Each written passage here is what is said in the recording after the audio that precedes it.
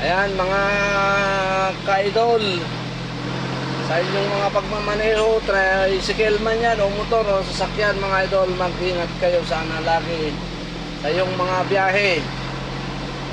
Huwag tayong magpatakbo ng mabibilis mga idol para sa ating mga kinabukasan ng mga anak mga idol. Mag-ingat po kayo palagi saan kayo man naroroon ngayon mga idol. Ayan, hindi tayo makapagpatakbo ng mabilis dito idol kasi speed limit lang dito mga idol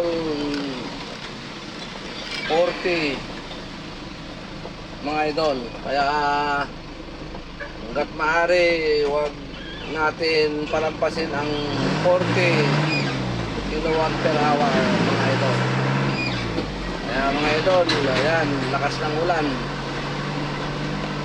Dito tayo ngayon sa Malbar, Batangas mga idol. Ayan, may speed limit pa rin mga idol.